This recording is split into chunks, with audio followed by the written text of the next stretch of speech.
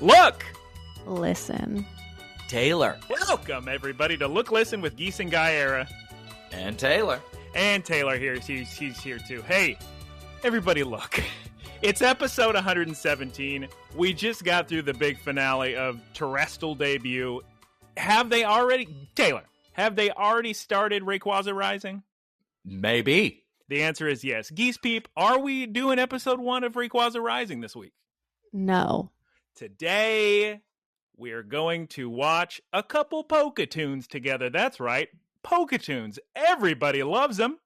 I thought it was like movie tunes, so I thought it was going to be nothing but musicals. No, this is just little shorts. We've had some real good ones in the past. By the way, this is a podcast. It is about Pokemon and other things, guys. We've done 116 of them so far, probably more. Maybe we lost count. This is episode 117. But before we talk about any of these PokéToons, these little YouTube videos that range from 60 seconds to 9 minutes, 40 seconds, we have a couple segments to get through. Some people's favorite segments of the show, Geese. Peep? Definitely mine. Is it really your favorite segment, Geese? Yeah. Oh, okay. I love talking about myself. What?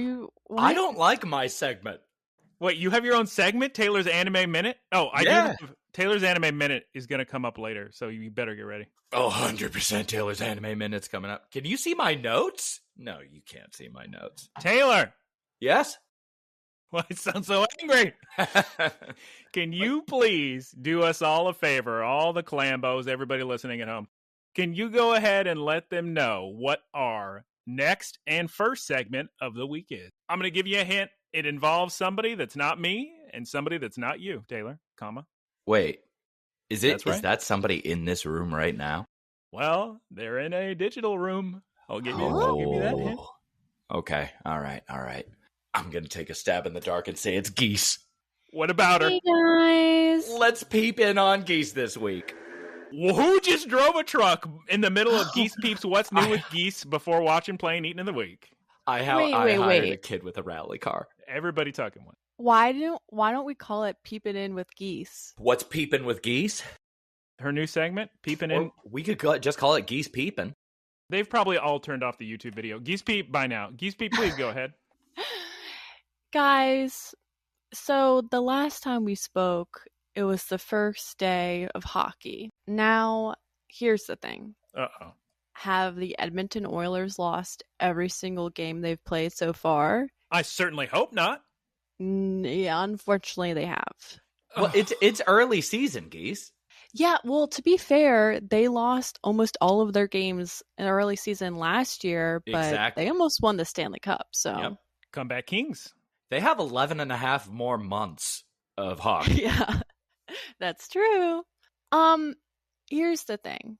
I'm in a fantasy hockey league, and I am last, which is unfortunate. No, you were supposed to be first. You were the chosen one. I have an idea, though. What if Taylor. you... Yes? Go ahead. All right. What if you use this as like a pool shark situation? And next week you say, how about we sweeten the deal? Double or nothing, girls. Double or nothing. It's like me playing slime volleyball, pool shark and the kids in homeroom class. Exactly. And you take out the big stack of 20s like in My Cousin Vinny. Exactly. The Grits. Should I watch that movie? Should you watch that movie? It's a fun movie. You're supposed to watch it on Comedy Central every Saturday night on Comedy Central. You really need to watch it. We're going to bring it back around to the grits. Don't you remember in My Cousin Vinny, he was cooking up a plate of grits, and we're going to talk about your grits? No self-respect and wherever they were, would use instant grits. Are you joking me? Marissa Tomei is fantastic in that film. Geese Peep, please continue. You were saying? Let's make it a Marissa Tomei minute with Geese. Go on about Marissa Tomei. Honestly, we love her. She's hot. I'll say it. She won an Academy Award in that movie. That's so sick. Here's the thing. I think it's pretty funny, and funny as in pretty telling. Like a clown? Oh my god, we're bringing it back around, Geese Peep. Yeah! If you don't let me finish talking, I'm going to leave. Oh, that hand gesture is such a Joe Pesci thing to do, Geese. Hey, Joe Pesci. I think it's pretty funny how the ranking of the fantasy league directly correlates with who got to pick players and the order in which they picked players. I picked last, and I'm in last. It's balloony. It's It balloons. is. What, do I amuse you? Okay, just Joe Pesci. Okay, continue, Geese Beat, please. It's Joe Pesci. Who was it, Morgan Spurlock, who used to say, it's me, Joe Pesci? Oh, God. Geese, I need to tell you a Joe Pesci story. Morgan Hale? Yeah. We were at lunch one time, and this guy that we used to go to school with says, I do fantastic impressions. And I said, let me hear one. And he said, I can do Joe Pesci. And I said, okay, I want to hear Joe Pesci. And he goes like this. I can do a very good impression of him doing it.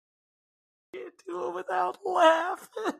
For audio listeners, I'm going to predict that Taylor's going to put his hands out Italianly. He goes, I'm Joe Pesci. It's one of the funniest things I've ever seen. That story plays so great over audio. Just everybody's on the floor laughing, I bet, right now. He scrunched up his face and just said his name. I am Joe Pesci. Yep. Geese Beep's laughing her behind off. I've never seen her laugh more in my life, to be honest. Look at her. Laughing her eyebrows off. I just love how my personal segment that I personally get to talk about my life has just been hijacked by you two. Geese, listen. Geese, please continue, Geese Beep. You can have a little slice of the Taylor's Anime Minute pie. On Geese me. Beep, please, you were talking about Morgan. Morgan from our high school. Continue, please. I'm done. No, Geese Beep! I think she's going to leave, but that means it's time for Watch and Playing Eating of the Week. And honestly, let's start with Geese Peep. Go ahead, Geese. Geese, what you been watching and playing and eating this week? If you say hockey. I eat hockey. Honestly, guys, I've been so busy. Hockey is the only thing I've been watching or doing. What you been busy with? I've been working. Someone's got to provide for this family. But I have been cooking some because I have to. And I made shrimp and grits, and I think it turned out fine. Are we allowed to talk about the grits, Geese? Yeah. What kind of grits did you use? Instant grits? I don't know. I just followed the directions, and I put some grits in water. How long did it take to cook the grits? Like 12 to 15 minutes. Oh, boy. That's weird, because that's on a line. Because normal grits take a long time. Instant grits are like 5 minutes. My God. She's found the hybrid grit. Geese, you semi-instant grits. It's the grits from the recipe. It's like, the ones they send, the Factor 5 meals. They send you. It's one of those bad boys.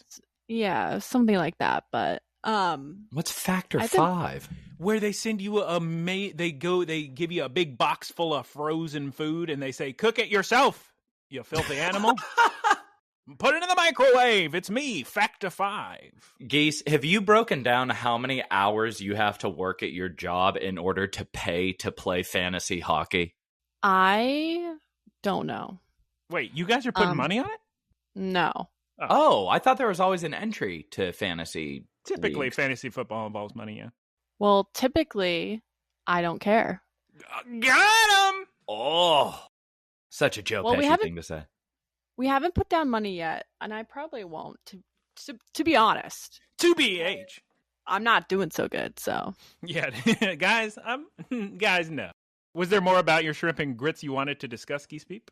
No, I honestly, gun to my head, can't remember what I did this past week, so. Nice. Everybody send your support and adoration financially to Geese Peep at honkforgeese.com. Only geese.cash. You need to change your name to Honkin' in the Wind. Yeah, that's a good name. Why? Taylor, please take it away with Watching, Playing, Eating, because I know you love not going last. Taylor, it's time for Taylor's Watching, Playing, Eating of the Week. Take it away, Taylor. Okay, first of all, everybody, if you like Persona, or if you like whatever that other Atlas series is, Shin Megami Tensei? Tensei? That's the one. Go play Metaphor ReFantazio.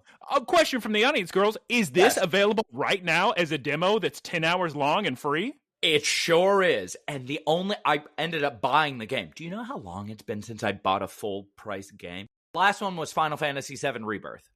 All I know is I want to play Silent Hill 2 because you and me both said it looked terrible. Now the reviews are it's okay. So, golly. Did they release any more footage that's been updated a la Sonic? No, the video game is out, and everybody's giving it like 8.0, 8.5. Huh. They're saying it's a little padded, but it's around Halloween time, and you know how much I love Silent Hill, so maybe who's to say? Oh, that's such a good... Just be ready to play it again next year when I come back. God. Oh, my God. Because I love Silent Hill. Those are very fun to watch. METAPHOR, fantastic demo. Finally, a setting where I'm not a 16-year-old in high school. Are you a 17-year-old in college? Early admissions? You're an 18-year-old in a fantasy setting, but it's close enough. Seems like it's going to be a good story. The gameplay loop is very refined. I like it a lot. Music is so sick. I also watched a show called The Terror, and big shouts out to Jared Harris, who is likable in every single role and always seems to play the voice of reason. Never heard of him. He was in Resident Evil, the second Resident Evil film. Outbreak? No, it's a video game. Apocalypse. Yeah, he was the guy in the wheelchair. I don't forget. What do you think I watched the Resident Evil movies? And he was in Mad Men. He was in Chernobyl. He was in Chernobyl. Who did he play in Chernobyl? The land where me fathers are from. He played our father. Yeah, your Potter. He played your Potter. Padre, come here. It's funny because Taylor actually is Russian, so it is spoilers. Spoilers for my lineage. Jared Harris was the doctor who showed up, and he was like, listen, this isn't normal. Somebody's got to do something here. One of the two who did that. I'm with Geese Peep's eyebrows. I have no idea what you're referring to. He was the doctor who was he was Doctor Who from Chernobyl? No, he was probably Doctor Who. He sneaks his way into every big old script. Excuse me, glasses pushing up of the day of the week? Yes. It's just the Doctor. Oh, I'm sorry. Doctor Who is like a joke. Like, well, I was Who? Question mark? Doctor? Yeah. Who? I see. No. Two question marks. Continue. He was in Chernobyl. Great actor. The Terror is so interesting for a show about a boat frozen. Can you tell me where to watch The Terror? AMC. I think the first season is on Netflix as well. Okay. All right. Go watch that. Go play that demo. Just do it. Taylor, tell me about what you ate this week. Well, circling back real quick. To grits? To Geese's Shrimpy Grits. The Terror is, I would say, one of the most underrated shows I've seen because it came out and they did a lot of marketing for it and it just didn't succeed. But it's such a good show. Well, not enough marketing because I've never heard of it. Yeah, I've never heard of it either, Taylor. So, I mean, how about you put that in your shoes and walk around with them? It's like 12 years old. Put some grits in your shoes. That should be a saying somewhere. Taylor, tell me about bulgogi, and you better make this good because I swear to goodness, you just ate bulgogi last week. Are you going to force these people to listen to you talk about bulgogi twice in a row? What is this, the new K-drama of the week?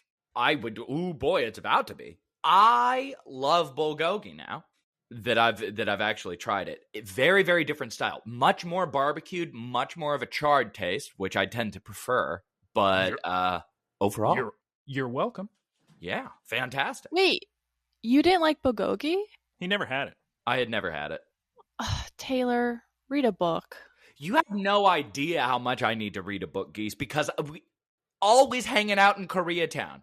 Every single social outing, Koreatown. I would tell people when new boba shops were going up. And I'd be like, oh, we got to be on this street and this street in order to go to this place. And we got to go here and here and here. Never had Korean barbecue. I don't know what's wrong with me. I'll tell you what's funny, though. I don't know why we're talking like this. But Taylor spent his whole life saying, I've never had a Philly cheesesteak, and I'm going to wait till I'm in Philadelphia to eat it. And then one day his mom said, Taylor, you grew up in Philadelphia. You ate Philly cheesesteaks all the time. And he went, oh. It was my gosh. Very funny because we had built this up as we were going to take a big old trip, go there all the time. And it came up so innocuously because I was excited about planning the trip. And I was thinking, well, my mom grew up in Pennsylvania. Surely she'll have some good recommendations on hidden gems. And she said, don't you remember that? That's all we used to do. And I was like, oh. Well, the one guy in the Uber said go to Angelo's. And he said, anybody who tells you to go to Ishkabibble is up. And then I guess I have to insert a sound here. Idiot! Which somebody did from Philadelphia told me to go to Ishkabibbles. It was. Did you call him a beep idiot? No, I told him later that the guy in the cab driver. What do you know? I'm a cab driver. It's told me not good. But hey, Pat's King of Steak, good. Gino's, no good. Now it's time for me to talk about watching, playing, eating of the week.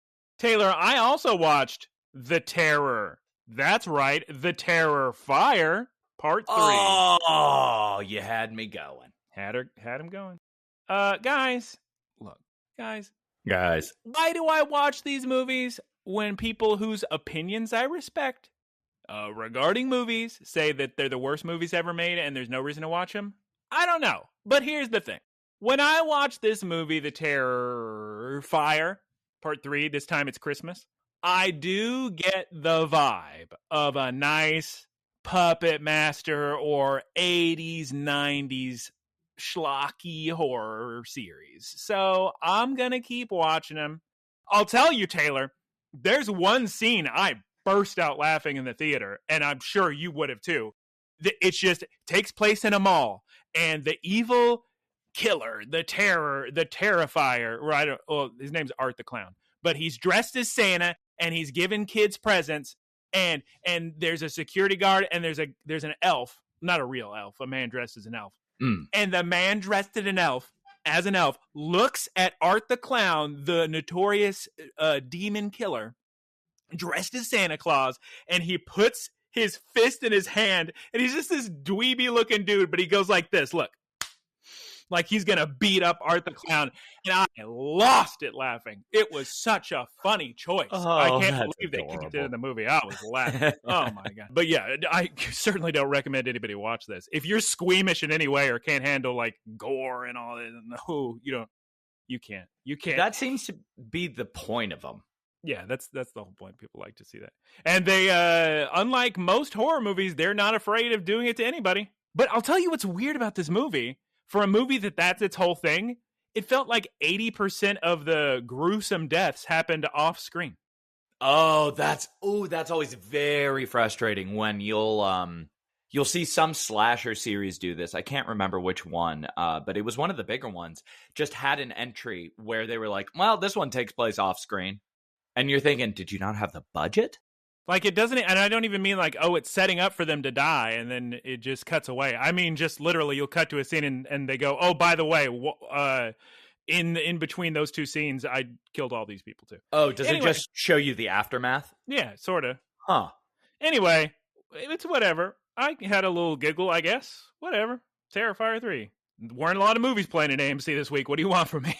And eating of the week, I had, as Geese Peep knows, some pretty bad factory nachos for Cheesecake Happy Hour of the week. You guys know I always do the Buffalo Blasters.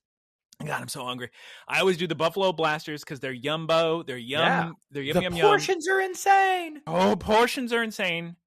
You get so many calories for your money. But then I said, but I really want to try something else this week. So I was going to get the burger, but then I was going to get the spinach dip.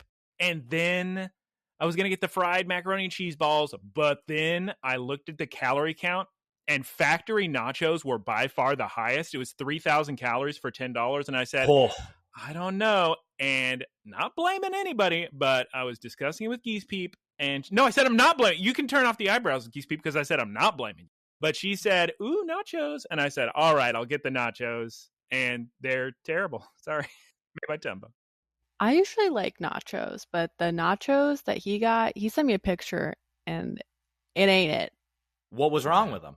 Just, I don't know, gave my stomach a bad feeling. Also, pico de gallo was not written anywhere on there, but I saw what I would call a big pile of pico de gallo, which makes me sick. I took off most of them.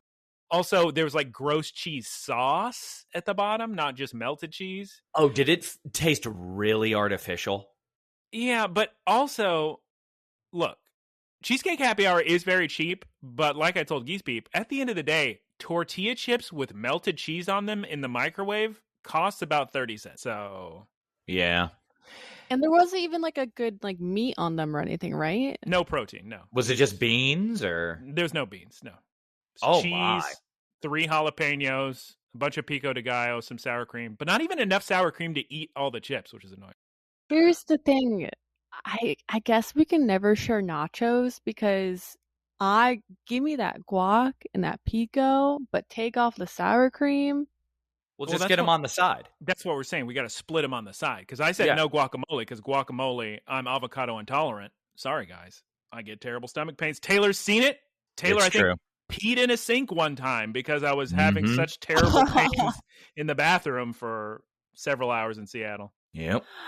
Oh, my goodness. Oh, my goodness. Yeah, you live, you learn, guys. You make your mistakes. Don't order the factory nachos, but do get the Buffalo Blasters. Yum, yum, yum. And ask for extra buffalo sauce and ranch. Also, the whole thing was they charge for cold brew refills at Cheesecake Factory, so I got their hot coffee. Taylor, the coffee looked like a tea. It was the lightest see-through coffee in my life. No. I didn't even bother getting a refill. Also, fantastic news. If you remember last week, I said I wanted the cannoli malasada more than anything. This time I was smart. This time early on Monday, I placed a mobile order for the malasada and said, I'm picking it up later. Don't sell those malasadas. Ooh, 10 steps ahead. I know. Then I show up. There's so many malasadas waiting. I'm so excited. My boy walks out from last week who said, yeah, we're sold out. And he said, hi, how can I help you? And I said, you know what I want. And I pointed at all the malasadas, pulled out my mobile order. I thought you were pointing in his face saying, you know what I want. You know what I want. And it was pretty good. Geese Peep, this maybe her home country is appalled, and they're going to, what do you call it? They disown her. But I've learned she and I aren't the biggest fan of cannolis. Oh, I just don't like the cannoli filling. It just doesn't do it for me. I mean, it's not dense. I've always heard it's supposed to be some great Italian dessert, but maybe it was a texture thing. But anyway, the cannoli malasada was good. I enjoyed it. It's no butter and salt, but it's still good. It's just too close to whipped cream. Yeah, it's definitely whipped cream. It's like too close to frosting for me. Yeah. Same. It's something really, really light and fluffy when I want it to be very dense. Yeah. When I bite into a cannoli, I don't want it to like compress and then tear. I feel like the cannoli filling is denser than whipped cream. Yeah, it was all right. Just get it in malasada form. You'll be fine. Guys, this concludes our Watch and Play and Eat of the Week. It is now time for Good News of the Week. Guys, Artie Fine himself brought this up. Look, are we going to ignore the elephant in the room, Taylor? Yes. We are. Yes. Look, guys, it's all very, very illegal. I can't tell you what to do with yourself, guys. Yes. All I'm saying, Game Freak this past week may or may not have been hacked a little bit. Can I stop you? Can I physically stop you from looking up scrapped Pokemon designs? All I'm saying is, I hope you guys do commit crimes. Geese, this is a family podcast for That was children. That was a big old joke for audio watchers at home. She was holding up a sign that said, "That's a big joke." The Pokemon Company International. If you're listening to this, she's holding a big sign that says, "Ha ha tee hee, jokes for everyone." And the grandmas, look, guys, I will tell you, don't look up any personal information of employees of Game Freak. Their addresses and phone numbers are none of your business. Wait, did they leak? All these leaks are very no. bad. Oh no! Jeez. Like all of us are enjoying the Pokemon designs, and the cute little what could have beens, but there's blood on hands, and I mean that's awful. I mean, I'm not going anywhere that has that information, but I'm just saying. Anyway, enough of that. Let's move on to some official news from Cerebi.net. Hey, look at this, Taylor. A new Pokemon Scarlet and Violet distribution has been announced. He made a typo. Yay. Get Patrick Connor's Shiny Pelipper during the LAIC live stream next month. Taylor, this will be like the first shiny you get in weeks, huh? Yeah. Who's Patrick Connor? He's probably somebody who won a tournament. Sarah Connor's father. Right. Also, Taylor, next news, big for you. The Gigantamax has been fully revealed in Pokemon Go, and Gigantamax Toxtricity, aka my boy, will be available in 6-star max battles in Pokemon Go during the Pokemon Go Wild Area events next month. Look how sick he is on the dock. How do you feel about Dynamax? I hate it. Hopefully Gigantamax is sick. So I really like it. I really like Dynamax stuff. It's super sick. It's super fun. It's just a great way to get extra candies, extra rewards, just all kinds of extra fun stuff. The bad thing is that it's in person only. And right now, everything I've read says that they're just going to be ridiculously difficult raids to do. Yeah. For audio listeners, Geese Peep laughed when we had different opinions, and then she applied deodorant. Also, this is news for me. The next Pokemon Scarlet and Violet Mass Outbreak event has been announced. It focuses on version-exclusive Pokemon, runs from October 18th through the 20th. I'm seeing some Oranguru, some Passimian here, some Cramorant, some more Peko, some Alolan Vulpix, some Alolan Sandshrew. Guys, I read something about these won't be shiny boosted. They better be. That's all I gotta say. Because all the other Mass Outbreak events, you catch in shinies in seconds. Doesn't matter for me. Doesn't matter for Taylor. Also, alongside this, we're going to get the big old raids with version exclusive. Exclusive? Look at this, Taylor. This is very convenient for people. You can actually catch Ceruledge and Armarouge just straight up in these raids. Because normally people kind of have a hard time since they're version exclusive, and they have to trade a bunch of items back and forth between other people. But look at that. And there's Ice Cube and Stonejourner. Wait, those are version exclusive? Of course. Oh, I thought you made a choice on what item you wanted to receive.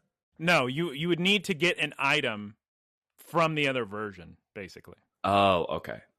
And that concludes Poke News of the Week. Guys, it's time to discuss Pokemon. Hopefully you will enjoy discussion of 4 little PokéToons. This is not Horizons. Spoilers? Minor spoilers. You absolutely will. PokéToons are great. They're always great. Oh my god! So this is season 2. We're going to discuss the first 4 episodes of season 2. Season 1 had some great ones with a Slugma. Oh my god, you're going to cry. There's one with a Gengar and some kids. Such a good episode. Guys, we're so in uncharted waters here. I don't even know where to begin. How about we'll do them one at a time? How about that? One at a time. Geese Peep, can you please tell me the name of our first PokéToon of the week in English? The 60-second video. Pawmi, Pawmo, Pawmot. Or in Japanese, and this is, of course, the... Oh, God. Guys, you're going to have to forgive me if I make a Japanese error, because when I watch the Horizons anime, Liko fully pronounces it correctly, so I can listen, and she shows me the furigana, so I know exactly how to pronounce. This week, this is all researched by little old me, so hope I'm saying this correct. So these are all official Pokemon animation, or in Japanese, Koshiki Pokemon Anime Ich Pamo Pamoto Pamoto. See, here, if you guys want to pay attention, so it's Pawmo, the little guy. The middle evolution is Pawmoto, and then the third and final evolution is Pawmoto. You, of course, hear the difference. Great names. What English speaker wouldn't hear the difference? Great names. Yeah, let's go. My pen went flying. All right, guys. What happened this week on the 60-second clip? Guys, Geese Peep, take it away. It's 60 seconds. You got this. You can't tell me what happened? First of all, how dare you? So there's this little girl, she's eating a sandwich, which honestly looks pretty good. It looks like an egg sandwich, like you might get at Lawson's. Ooh. She's eating this sandwich, and then she sees the Pawmi, Pawmot, Pawmo. What are they? Yeah. Is that all? Pawmo. And I'm gonna be honest, I'm kind of confused. they are dancing and then she tries to catch them, but then they run away and she's like, Dad, can you catch them for me? And then he kind of does. Anyway. I mean, he literally does. And he gets shocked for it, of all things. Yeah, and then they all end up dancing. I'm just kind of confused. It's a weird fever. Guys. The 1 minute little PokéToons, think of them as screensavers. We're not looking for a big plot here. They're just fun little cute things with a fun little... Both of them have catchy little songs. All my notes on this are just, this is cute, this is cute, this is cute. Like little girl sneaking to try to catch him is adorable. I do enjoy the dance at the end. I feel like that could be a big TikTok dance. It's a good dance. And also they take a nap at the end. It's very cute and adorable. Very I don't love the whisper singing. What? Hootie, hootie, hootie. Everybody loves it. I don't either, Geese. Guys, it's not my favorite thing. It's very creepy. Oh my god. Yeah. Okay, well, since you two are such goofballs, I'm giving this one a 9 out of 10. Geese Beep, we don't even need to. Let's just review We're just going to review the main ones. Okay, moving on to the main ones. The actual. Why don't we do the other short one? Second short one. Oh, Geese. You want me to skip ahead? Yeah. What is there an order set in stone? I was just going release order, but we're skipping ahead. What did I say, guys? Uncharted territory. Taylor, take it away. Tell me what happens this week in English with the third episode. You have it up for you? I just have my notes up right now and my volume. So could you give me the name real quick? Geese Beep, please. It's Whooper and Clodsire. Clodsire mass outbreak. Or in Japanese. Whoo, here we go. Okay. Number 3. Excuse me. Son! You'll never guess what this Pokemon's name is. Do. That's his name. Do. Tairyo hasse. Tairyo hasse. Chu. Do. Tairyo hasse. Chu. Do. Tairyo hasse. Chu. Perfect. Taylor, tell us what happened in big old Clodsire mass outbreak. This is a story about a girl who somehow finds herself in the middle of an outbreak of Whooper and Clodsire. In Paldea, of all places. She loves them, as is evidenced by her normal little stuffed Johtonian Whooper. They find this, they love her, she's scared, because it's normal to be scared when there's a bunch of Pokemon whispering and singing near you. She's wearing a little Whooper headband. Maybe it's just because I've seen Made in Abyss 2 times, but this was really frightening to me up until they started worshiping her as a god. Well, I didn't note that. She has a very good... What is Geese Beep, do you think that's a little purse, a little bag, or is it just a plush with a lanyard on it of the Whooper? I think it's one of those plush bags. Yeah, like an Ida bag. Well, Ida bags you can see through, but yeah. Yeah, they do worship her, and they do kidnap her. And... No. Look, guys, she's hiding in fear at first, but the Whoopers are friendly. What are you talking about? They do whisker away. But they're singing. So these are all going to have themes. This one's theme, Made in Abyss. Last one's theme, I don't know, just a little kid anime Blue's Clues type situation. And in the end, a Clodsire eats the camera, but I wouldn't really worry about that. Nice little jump scare there at the end. That's for the kids. Fine. That's probably fine. All right, that concludes our 60-second episodes. Now for a real one. Same audience. There's like a little Venn diagram with TerrorFIER 3 and that short. Geese Beep, please tell us the name of our second PokéToon this week. Go ahead. Angry Primate Observation Diary. Or in Japanese, Excuse me. I'll start over. Ikari no okorizaru kansatsu nikki. Guys, we open up with a boy's journal.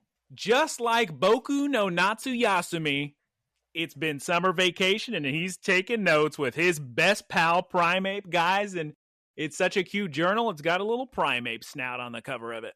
I love the drawings that he does. Very good drawings. The narration is also so good. The drawings are absolutely adorable. I don't know how old this kid is. The drawings, though, look like a 5-year-old, which is kind of funny. But he's in primary school for sure. Yeah, probably. I also like the art style of this one. It's a fun one. There's one moment in this where the animation budget was greater than the entirety of the last season that we just watched. That's Taylor's Anime Minute, actually, we're going to bring up during the big old battle. Yes, so this is a tale all about a young boy and his Pokemon Primeape. And guys, here's the thing. I don't know if you're familiar with Primeape, but he's an angry Pokemon. And this boy puts it upon himself. He says, you know what, Primeape? I'm going to find out if I can make you happy. If for 1 second I can make you not be angry. This has a great message for the kids. God, they do everything together, Taylor. They play at the playground. They eat squid. They drink coffee. In the introduction, when he's just first talking about Primeape and how angry Primeape is, and Primeape goes crawling in that tree for some berries, and the Apom steal them, I know it's supposed to be fun, but I can't imagine a living organism in its right mind who's going to antagonize an angry ape. I think the Apom, they're real quick and they're being silly, and there's probably more Apom, but yeah, they're little mischief makers. What are you gonna do? But yeah, Primeape, he's always upset. He's even upset when they're snoozing and they're playing in the trees. Then we cut to a scene where this little boy, I don't think they ever named the boy in this one. We know the name of the protagonist in the next one we're going to discuss, but I don't think they ever named this boy. He's sitting on the porch of his house, watching Primeape running around, sketching, and out of nowhere, Primeape gets hungry. And then he proceeds to do what Taylor described, which is jump up in the lepaberry tree. And after the two Apom steal the berries with their handtails, and they laugh at Primeape, Taylor. If Primeape wasn't upset already, he's certainly going to be furious now as the Apom ridicule and make fun of him. But luckily, Taylor, our protagonist has a big bag full of berries. His first plan is set into action. Here, Primeape, eat this Pecha berry. Eat this citrus berry. Dozo, orange berry, pineapple berry. This kid's got every berry you could imagine. I wish someone would feed me a bag full of berries. Yeah. Peeled grapes, perhaps? Peeled grapes. Honestly, though, I've been craving some strawberries and blackberries. Yummy. So Primeape, guys, I'm going to keep it real with you. He eats too much because of his trainer. Geese Peep, Primeape's going to get sick eating this many berries, if we're being honest. I would get sick eating this many berries. Who wouldn't? I have gotten that sick eating berries. I ate 2 pounds of strawberries when I was a kid, and I threw up so much. Finally, the young protagonist pulls out a wiki berry, but Primeape is too stuffed to even open his mouth. He burps and falls over, gets angry, as you might imagine, and rolls all around. And then he goes goblin mode. Unfortunately, this young boy's plan to make him happy didn't work out. Primeape actually breaks a giant fence and gets a giant dust storm everywhere. But this gives our boy a plan. He thinks, wait a minute, what if I give him a bath? Primeape's going to be so happy if I just give him a bath. And, oh my God, this adorable little bottle of shampoo with a Poliwag on it. I just want Poliwag shampoo, guys. Please. Can you sell it to me at the Pokemon Center, please? Bring a Pokemon Center to Los Angeles. It would get vandalized and robbed. After the shower, after the boy dries Primeape's hair, he gives him a full massage with incense, brushes his hair, and pomades it. Oh my God. His little swoop looks so cool. I wish I had a spa day. You'll get a spa day. I thought last time you said you don't like massages and things. Yeah, I don't. All right, well. Perfect candidate for a spa day, Geese. Guys, look. This little boy has the most adorable room I've ever seen in my life. There's a Clefairy, a Gulpin, a Torchic, and a Swablu plush everywhere. Did you see the very small, adorable, framed picture of Dragonite on the wall with his goofy little face? I like the Fuecoco plush. That one's very cute too. Top tier. Guys, the boy has a Bonsley plush as well. Primeape hates his new hair. He not only hates his new hair, Primeape destroys this boy's room. The windows are broken. He throws a pillow through it. He breaks the mirror. But luckily, the boy does have a very cute Ditto plush as well. All right, it's time for the next plan. What if I surround him by cute things? Such as that previously mentioned Fuecoco plush, or an Eevee Piplup Squovit plush. Mini Clefairies? No, that's not working. How about cool stuff? Sick stuff? Slick stuff? For instance, I have all these held items Pokemon hold in the video games. I got some amulet coins, some King's Rocks, some golden nuggets, bottle caps, all sorts of stones. My God. I'm just kind of, the whole first part of this episode, I was wondering, how's this little boy doing all this stuff? And then I realized he's just very wealthy. Yeah. That is very expensive, all the stuff he has. Yeah. I even for a second thought, is that Primeape wearing a gosh darn shiny charm? The last thing you unlock in Pokemon, is he wearing that? Also, he has a cardboard cutout of a hiker trainer class. But Taylor, you're so right. This boy must be wealthy if he's traveling the world. By himself. But he's not. I don't even know if he's in private school. Look like public school. Anyway. He has a sick Sudowoodo toy. Yeah, it's one of those like, you know, the ones where there's all the videos of babies and animals freaking out because you make a sound and then they make the sound back and they move a little bit, like the little cactus toys. Terrifying. Well, Primeape hates that too. He's still angry. Cool. Geese Peep on to the next plan. Let's cut to a serene feel. A very relaxing locale. Meditation. Which I don't know if I've brought up, but does not work for me. Here at NPR, we have Psyducks, Quagsire, Slowpokes, daydreaming and dozing in the wind. And our boy does say, wow, how relaxing. What happens to Primeape in this setting? He just becomes confused. And I just hope the boy doesn't hurt himself in confusion. Taylor, what does Primeape do? He does what I do, which is basically he has a panic attack. Runs off into the lake. Makes a beautiful rainbow, though. It's sick, but as somebody who cannot successfully meditate due to wild heart rate spikes, all too relatable. Well, another failure for both you and the child. Honestly, then he just goes to town doing more things. He tried picnics, stargazing, hiking, sunbathing. Absolutely nothing is working. This Primeape is still furious. Concert going. You kidding me with the Hatsune Miku? Wild he tried stuff. Skiing with Galarian Darumaka's. Nothing. He tried canoeing with red and blue striped Basculin. Nothing. Geese Peep, he tried zip-lining through the forest with a tail-known Swellow.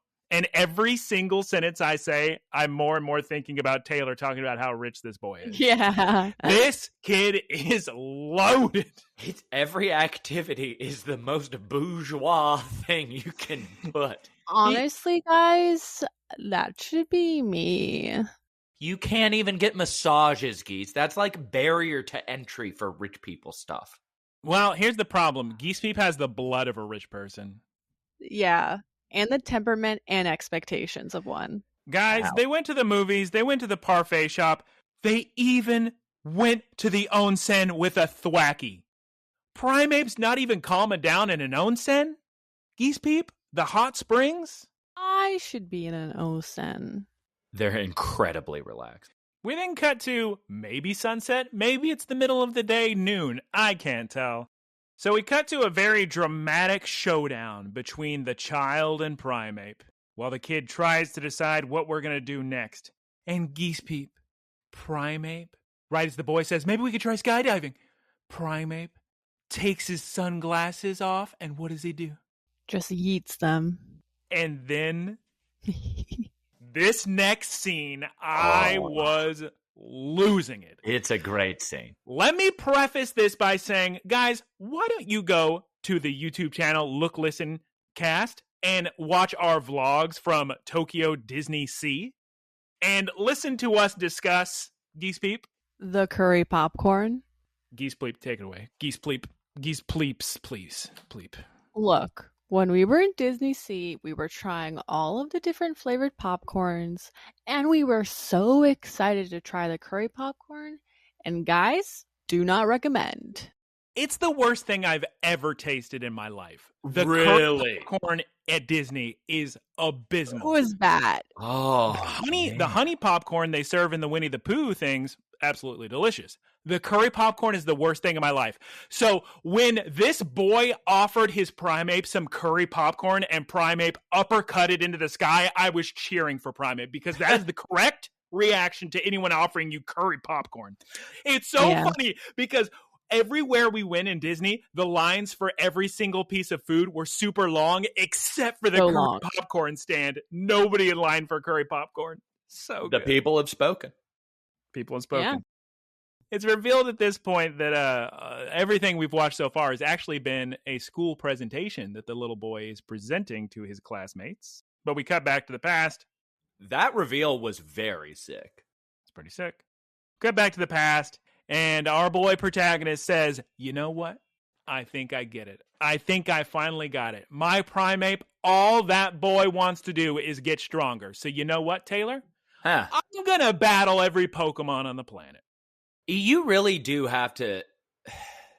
I'm trying to think of a more considerate trainer, and I don't think we've seen one.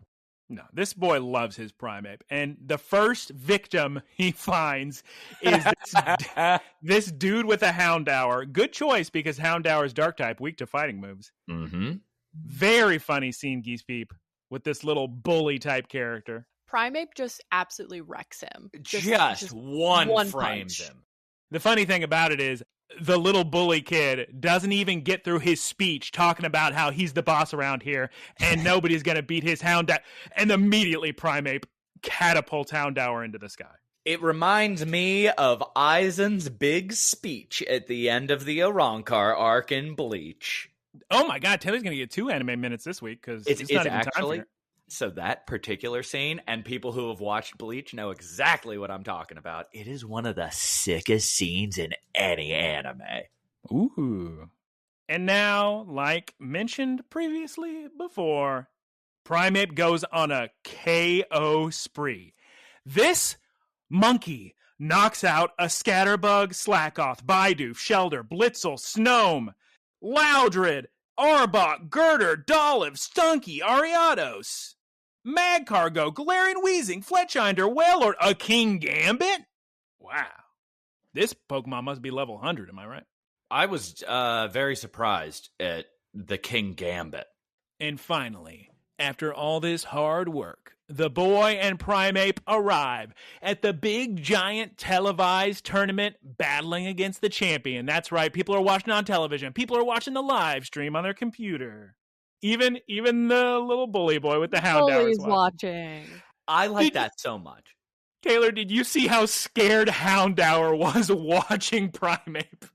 It's so sick, because I've always told people, like, if somebody beats you in a tournament setting, you start cheering for that person, because you already lost. But if they win, that means you only lost to the person who won the whole thing. Well, it's way more than that, Taylor. It's also... So, when I was in Pokemon, going to Pokemon card tournaments all the time, your opponent's win percentages were very important. So, for instance, if you lose your first game, but you lose to a guy who ends up being in the top 4, that's not going to hurt you at all in your chances to make top cut. Very sick way of doing that. If you lose twice in a row to 2 people who then lose the rest of their games, you're not making top cut. Because your opponent's win percentage is going to be so low. But that's how they calculate who makes top cut. Obviously, if you win every game, you're going to make top cut. But if you lose some games, it depends on how good your opponents did the rest of the tournament. What is top cut? Top cut is typically, well, depending on the size of the tournament, it goes like Swiss. So everybody's paired up. You go through a few battles. I don't know, like, let's say it's 3 to 5. I'm just throwing out numbers. Eventually, you kind of weed out everybody except for the top 4, 8, 16, 32, something like that. Then the format shifts where it becomes a best 2 out of 3, I believe, typically. And like the timing rules switch, you get more time to battle. Geese Peep's losing it. She's not interested in this at all, by the way. There's too many numbers. This sounds like math. Yeah, she's a librarian, not a mathematician. But it's a big deal to make top cut. And there's something called on the bubble where, like, let's say the top 32 are going in, but you're like number 33. And it's like, because you could have like squeezed in if your opponents did a little better, the ones you lost to, that kind of thing. Darn it. Is it just like a pride thing, or is there actual long-term relevance to making top cut? Well, yeah, you win prizes if you do well in tournaments. Okay. I didn't know if there was like a season ranking. Yeah, there's season ranking. Taylor, it's now time for your secondary anime minute of the week. Please tell me what anime this scene is reminiscent of when they go with the real hard black outlines for our boy. 100% current One Piece. That's it's not JoJo's Bizarre Adventure. It's One Piece. It feels more like a One Piece attack, but that's just because we recently had Garp and Kobe both doing Galaxy Smash and not Garp and Kobe, Geese Pete. Spoilers. And Honesty They're my Punch. favorite Star Wars characters. Yeah, I love Garp. They're up there. They're up there. For Star Wars and Star Trek, believe it or not. Ikimasho! Rage Fist! It's so sick! Oh my god, this battle is incredible. Baxcalibur is down. We have a new champion. But Taylor, you know what happens when someone uses Rage Fist 20 times. Oh my god, Primeape's eyes go into the back of his head. We hear some evolution music, and it turns into one of my favorite Pokemon, Annihilate. Nobody can believe it. Sugoi desu, our boy says. Oh, sick. Now, here's the bad news.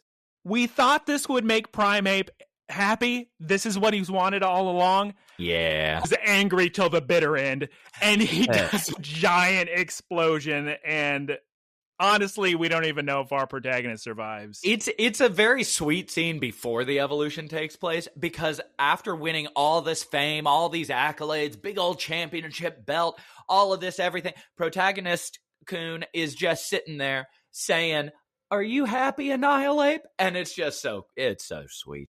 He does lose a tooth in this explosion. Also destroys his hair, which is one of my favorite Japanese tropes. You see it a lot in like 428 Shibuya Scramble. Just the giant hair. It's so funny on Japanese people. It's very good. Very good. Yeah, he's missing a tooth. Yeah, just like he said. So the kid reveals, well, that's my report on Primeape. My next report is going to be on Annihilate. And the teacher's loving it, Geese Beep. Oh, she's losing her mind. She's crying. She probably watched it on television. She's so proud. So takeaways from this episode. Episode's great. Nobody used this in real life. If somebody's mad, it's not your job to fix their anger.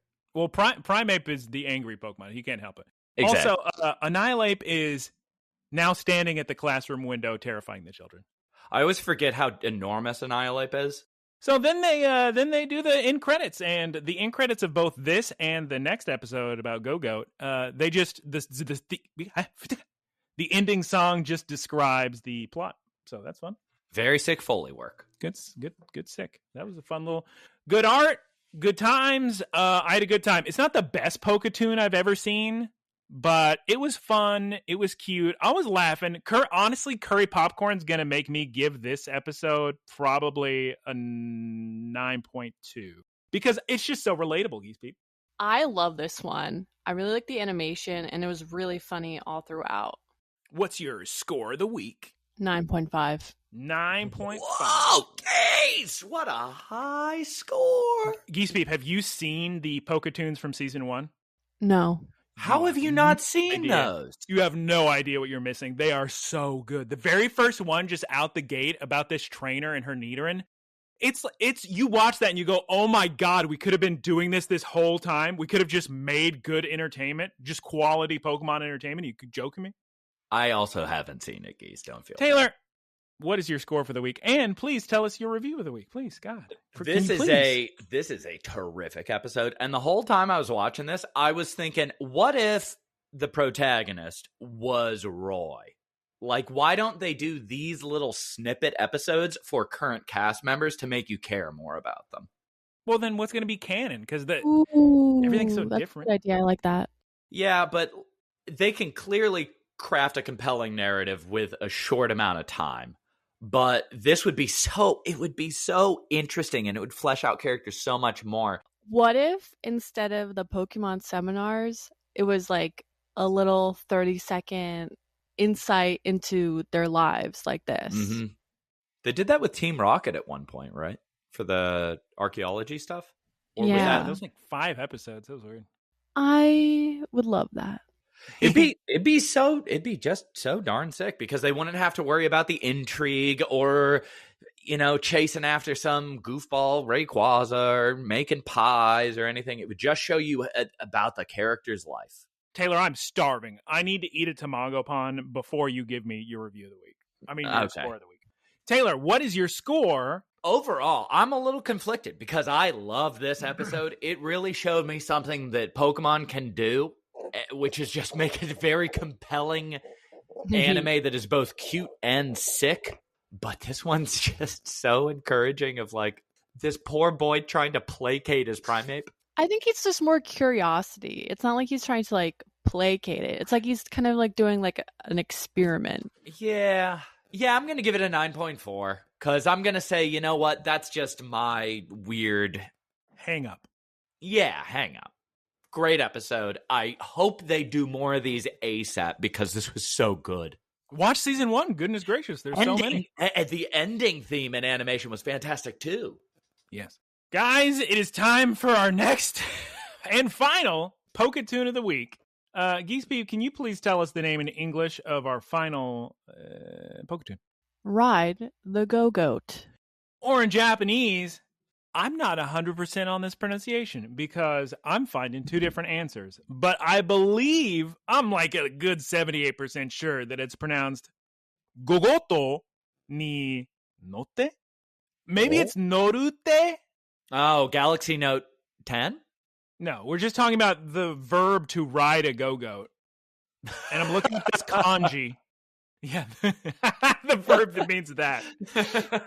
I'm looking at the kanji, and the kanji is saying noru, but I believe it's just, when you have the te, I believe it's just note. But I could be wrong, so don't hold it against me. All right. Whenever they said go, I just wanted to be Gogurt. Got him. When's the last time you had Gogurt, Geese? Have some Gogurt, Geese. Too long. It's been too long. Ooh, you could get frozen Gogurt. Here's the bad news, guys. The 4 Tamago Pon I just scarfed are just like in my throat, so talking's going to be crazy. Oh, no. It's like you were a professional hot dog eater. You just wharf down some hot dogs. Did you just... Yeah, I wharfed down Michael Dorn. How did you add an H to that? Wharf down? I fisherman's wharfed down my Tamago Pon. I think that might be a Geese Peepism. It's a new Geese Peepism. Guys, if you can hear the Tamago Pon in my throat, big apologies. You made it this far. What are you going to give up now? All right, guys, are we in Kalos, the region based on France, in Lumio City? Are you joking me? Taylor, the setting of Pokemon ZA, the new game everybody's going to lose their mind over? Oh, I'm so excited to finish Scarlet and Violet so I can play Legends Arceus so I can play ZA. Coming out next year, you better hurry. This town remind me a lot of Kiki's Delivery Service. Oh. I was going to say last episode's theme was a children's book. This one's theme is Miyazaki. Yep. So anyway, this is Lumio City. It's based on Paris. We see some fletchling by an Aegis/clock. Shield form, by the way. And the shield is the clock. These are all collision Pokemon. Some Furfrou greeting each other with their trainers, and their trainers have the Furfrou on leashes, which is funny because it's so much like a dog, like a pet, because you don't often see Pokemon on leashes. It's very, it felt really out of place, I guess.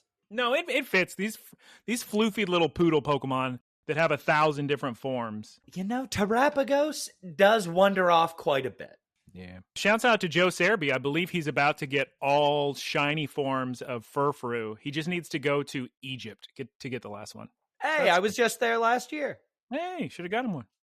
Although that would have happened for me. He only collects Pokemon that have his OT, so he doesn't accept trades. So sorry. Darn it. I'm sorry, Taylor. There's a Wormadam coming off a tree. Very nice. They're doing such a great job setting up this world. Oh my god. Can't believe it. There's a Spupa running around. We are now introduced to our protagonist, Julian, a little French boy. He's about to leave the house, Geese Peep. Oui. For audio listeners, Geese Peep said oui as if she were friends. France. French. Do you want to try one more time and say oui? Oui. So Julian is considering to rollerblading to school, but guys, his ankle hurts. Geese Peep, he appears to have an injury of some sort. He has a boo-boo. Well, his dad offers to give him a ride to school. Goomy is here too. A Goomy lives in the house. I love Goomy. He's a baby. Julian's too cool for a ride from his dad. He's going to walk instead. And oh my God, Taylor, his apartment building has the sickest Noivern gargoyle I've ever seen in my life. I'm telling you, everything in this is just Miyazaki. It's just watching Spirited Away. It's so sick. Does Miyazaki often have protagonists that are sad? Yep. Yes. Believe it or not, it does happen. Because I'm going to tell you right now, Julian, our boy, Julian, I'm thinking Trailer Park Boys, Julian is sad. I'm getting the vibes, Geese Peep. I bet you could Geese Peep, I bet when you look at somebody, you could see a sad boy from a mile away. Oh, you know it. Oh, nice. This boy seems sad. He's got bandage on his knee. Geese Peep, he's just trying to walk to school, but he's seeing all these children rollerblading by, and he's getting so jealous. It's very funny when you think about the flow of the episode and the somber, overbearing, heavy sadness that's just permeating the entire episode. And then they reveal what causes that. Yeah. It's a small misunderstanding. And it's like what? Yeah. He probably never yelled at his spoilers. Probably never yelled at his friend before. So this is very important to note. There's a Pseudo-Widow and a Bonsly, and they're pretended to be trees, and it's wonderful. It is wonderful, and I also noted that. So Julian then becomes Stoop Kid, afraid to leave his stoop, and he sits on a stoop as Skitty and Munchlax run by. Oh, look, across the street, it's the Go-Goat taxi. So after Go-Goat walks across the street, an additional Go-Goat appears in front of Julian. The second Go-Goat offers Julian a ride, but Julian looks the Go-Goat dead in the eye and says, I didn't order a stinking taxi. Julian gets annoyed by Go-Goat, sighs, walks off, but Geese Peep, somebody's following Julian. Who could it be? It's the Go-Gurt. Honestly, the Go-Goat won't take no for an answer, which Taylor may not appreciate, to be honest. Yeah. Oh my God, Geese Peep, there's some little Litleos in the alley, and they're about to watch this next scene unfold, and they're cute. They are. They're Yeah. amused babies. Go-Goat is sick of Julian being a moody little teenager. He decides, Go-Goat grabs Julian and just throws him on the back of him, which, here's the thing. For the next couple scenes, Julian's going to be facing the wrong direction, and I would be so sick with all this parkour the Go-Goat's doing. The Go-Goat sprints past the Combee Honey Treats food truck. Oh my God, geese. Oh, by the way, I'm not saying it every time, but just imagine every other sentence there's another furfrou with another form in the background. You can just take that for granted. Part of me really likes this kind of whimsical exploratory episode, but then when I got about halfway through, I was like, I feel like my time's being a little wasted. No. Oh my God. There is such an adorable little Pancham sitting on the back of a Vespa with his trainer, with his little leaf in his mouth.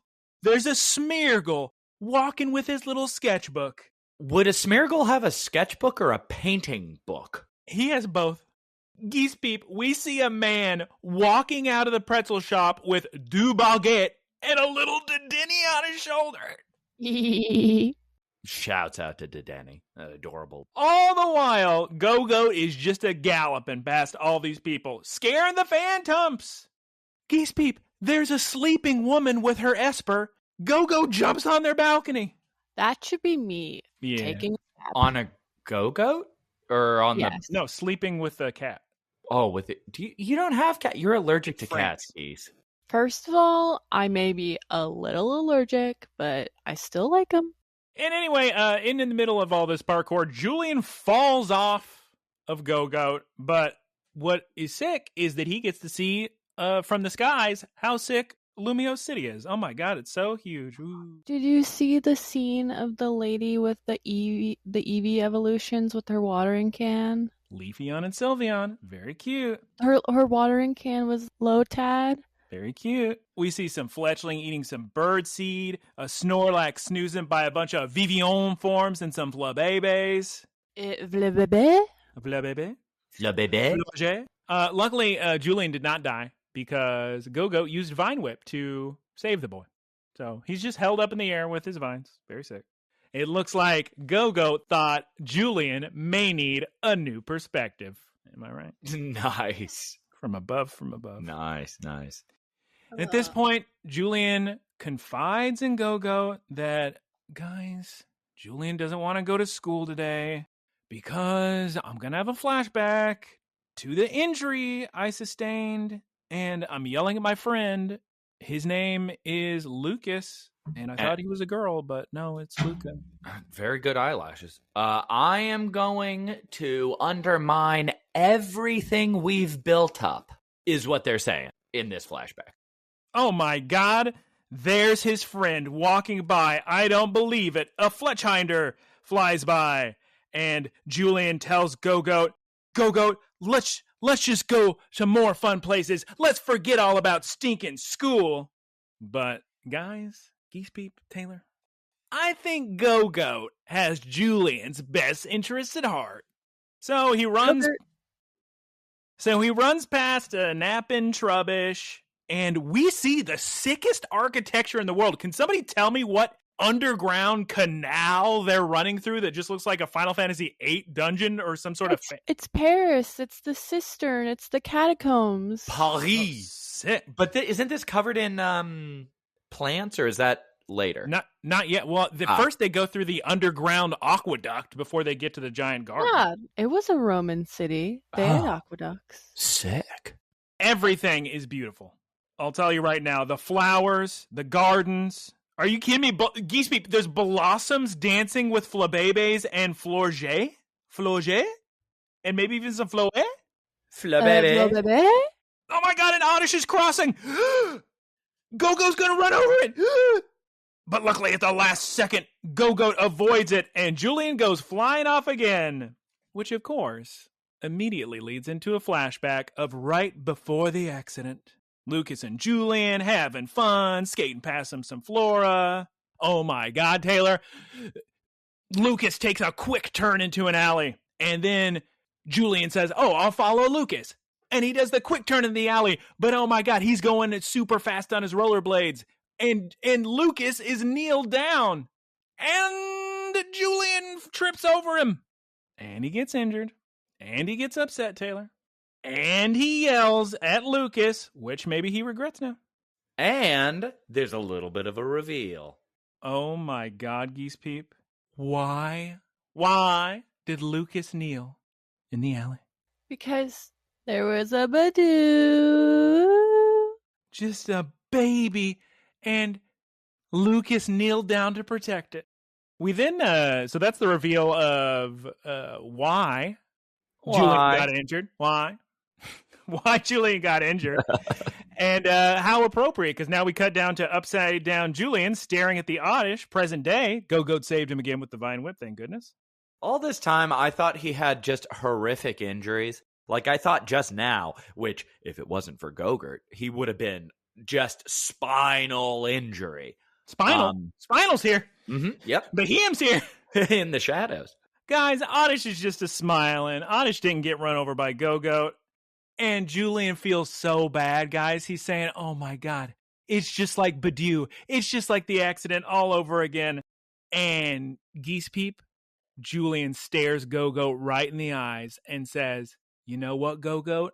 I think I owe Lucas an apology. It's funny because, like, I'm thinking of what must have happened right after we stopped viewing the flashback. Because did he just yell at Lucas and then they stared at each other? He saw the Badoo and then he was just skated off? My guess is they've never yelled at each other before, so he yelled and then felt bad and ran away. So then we get the funniest scene in all the episodes we've watched. After Julian says, I owe Lucas an apology, Go-Goat just smirks. Because Go-Goat is just the forest nature healer, shaman, magical. Just, this was all your lesson, Julian. It's just a Miyazaki movie. Like Princess Mononoke. It's time for Go-Goat to sprint. Hi-ho Silver over here. He runs past a Weedle, Caterpie, Nimble, Fletchling. Guys, we found Lucas. Oh, this is just a real quick offside. To me, this confirms that we're going to have Nimble in Legends ZA. Because Nimble came out after X and Y came out. But if you're showing me Lumio City and you're showing me Nimble, who evolves into low kicks, you kidding me?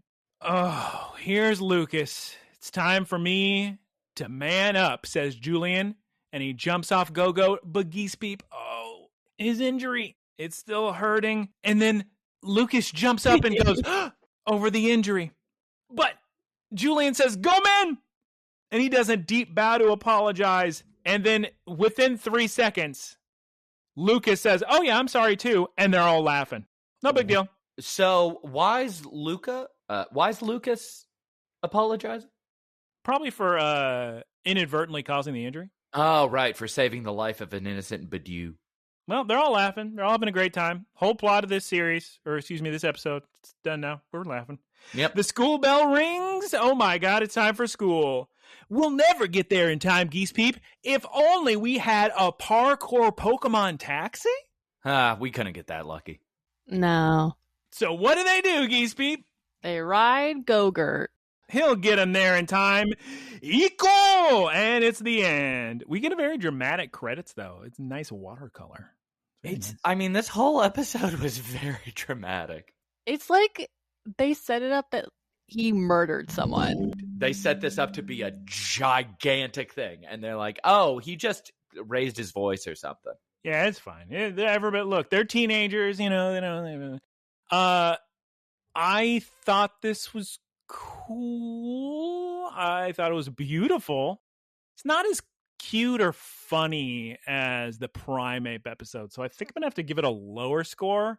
Whoa! So the plot is maybe a little, you know, we're saying I don't know about all this, but Go-Goat was fun. I love seeing Lumio City, very sick. Get me excited for ZA. I guess I'll give it like an 8.9.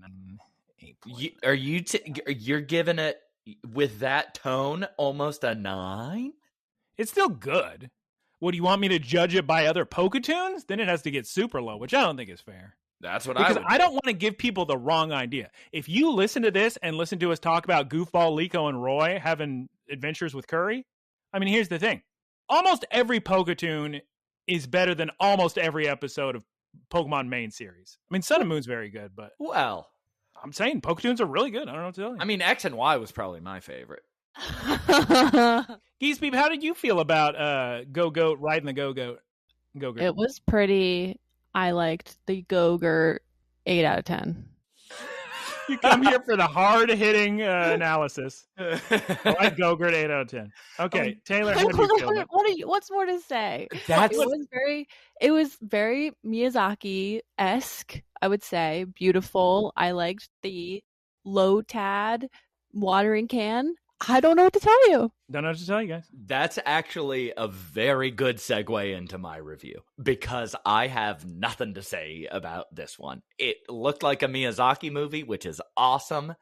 I would have liked this more if they had had zero dialogue and they had just shown this with some whimsical stuff going around, some flashbacks, and then as the viewer, you're sitting there and you're like, oh, whoa, what's that? Oh, I wonder what happened. Oh, wow. Oh, they're gonna, ooh. Then you have like light little violins and flutes playing as the kids go back off to school. I think you're absolutely correct. There was no need for dialogue. Yeah. So reviewing this without dialogue, it's a solid 9.1, 9.2 territory. With dialogue, that just makes me feel, well, that was dumb. I would give it about an 8.1, maybe 8.2. 8.2. 8 I need your final score. Oh, it's so hard for me to think of this without dialogue. Just put me up there with Geese. 8.0. 8.0. You just went down? We were between 8.1 and 8.2. Yeah. But then I realized you can't. It had dialogue in it. My version of this doesn't exist. Well, anyway, sorry, Go Goat. You got kind of low scores for a PokéToon. Guys, please watch season 1 of the PokéToons. The Nidoran one, the Slugma one, the Jigglypuff one. They're so cute. They're so fun. Did y'all review that on this? We did not. No. Oh, that'd be a fun thing to do. Oh, for like an interstitial? Mm-hmm. Up again, maybe. Thank you so much, everyone, for listening to us discuss PokéToons this week, because us the three of us. Us two of us.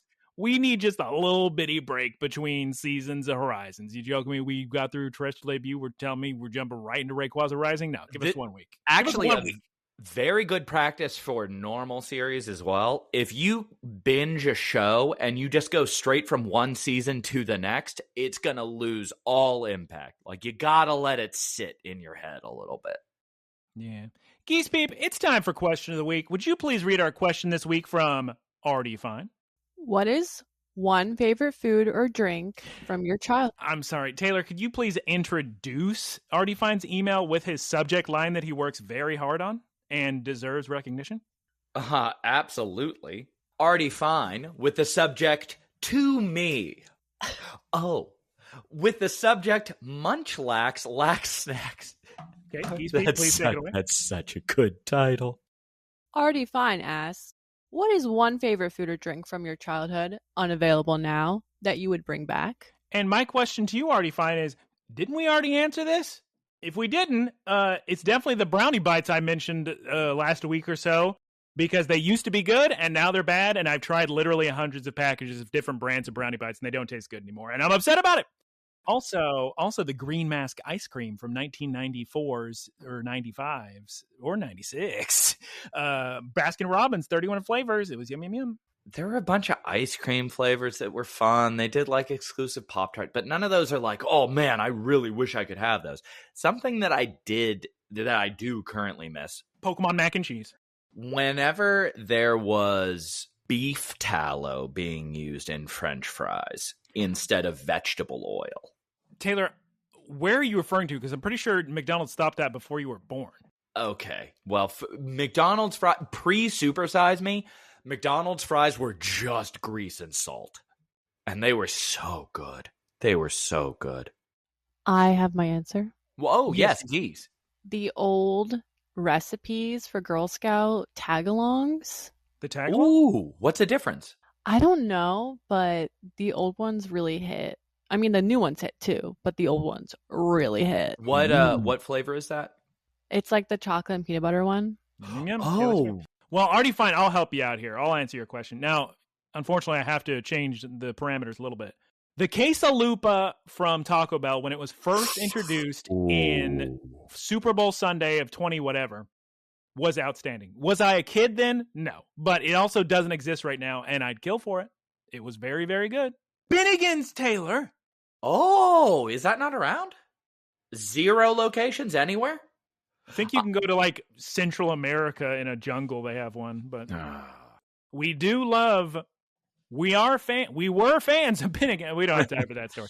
Yeah. There's a ton of. Oh, my grandma would go wild talking about all her favorite places that have closed over the years, like Bonnie's Steak and Seafood. Oh my god. Oh, Bennigan's broccoli bites were just a different kind of food. Yeah, with the.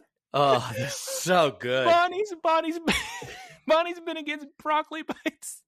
Oh. There's a ton of restaurants we used to love that don't exist anymore. What are you talking about? I can't think of any. So many Mexican food places that used to be good. I mean, the only thing is Papacito's tripled its price. Happy birthday, Papacito's birthday. Everybody loves to eat it. Geese, do you like getting... question of the week, part 2 from Already Fine. Do you like getting sung to on your birthday in restaurants? She loves it. No. Okay. Geese Beef, there's not a restaurant you used to like that doesn't exist anymore? Yum, yum, yum. The range of emotions And those eyebrows. on display. There used to be an ice cream place that had really good soft serve, but they demolished the old building and then they reopened, and it's not the same. It used to be next to this old abandoned motel where you would eat your soft serve near the motel pool. Oh. That sounds horrifying. Florida project. Now it's not the same. My answer to the question already fine is, of course, unfortunately, it still exists. But Dot Coffee Shop was once a bastion of absolute delicious omelets, hash browns, fries, bread, everything you could imagine. We'd be going there every time I'd visit family. So good. And then we went there a couple years ago after Papa's had bought it, and every single food item was miserable. Every single food item tasted so bad. I've never had done this before, but I had to write a bunch of reviews and just like say to the people working there, what happened? That's what happens when you get taken over. This is so bad. We loved this place. It was so good, high quality food. Now everything is terrible. It was so sad. So sad. So the entire menu of Dot Coffee Shop is the answer to your question, already fine. Thank you for asking the question. Geese Peep, it's time to go. I am so hungry, and we've been talking for so long, and it's so dark where Taylor is, and I'm losing it. I'm looking at out his window, and it's so dark, it's freaking me out. Very close to midnight. I need to get some sunlight. Geese Peep, can you please send us to the wrap-up for the love of God? Please, Geese. Thank you, everyone, for listening. You can find us at Look, Listen, Cast on Spotify, Apple Podcasts, and YouTube. Please like and comment so more people find us. Also, thank you to Keith for our artwork. You can find him at twitch.tv/KeithSquared. Shouts out to Professor Ticklebits for the website and the boilerplate. You can go to twitch.tv/prof_ticklebits. Thank you to all our supporters. You can support us by going to looklistencast.com or on the podcast feeds. There's a little link there. Please recommend this podcast to your friends, grandmothers, nephews, nieces, 0 swear words, and send questions, like Artie Fine did, to looklistencast@gmail.com. It is time for us to say goodbye. Geese, start saying goodbye right now. Just start it up. Goodbye. Taylor, more times. Goodbye. Goodbye. Bye. Need a goodbye from Geese. Goodbye. Okay, You have to do the Goodbye. guys, Rayquaza Rising next week. Get excited. Shout out. Goodbye. Howdy, y'all. It's me, Geese Peep. Thank you for listening to the Geese Peep Productions podcast. Geese Peep Enterprises, doing business as Peep Industries, together with its subsidiaries, is a diversified worldwide entertainment company with operations in media networks, talent management, parks and resorts, multimedia entertainment, and consumer products and interactive media. Geese Peep Enterprises is a Dow 30 company.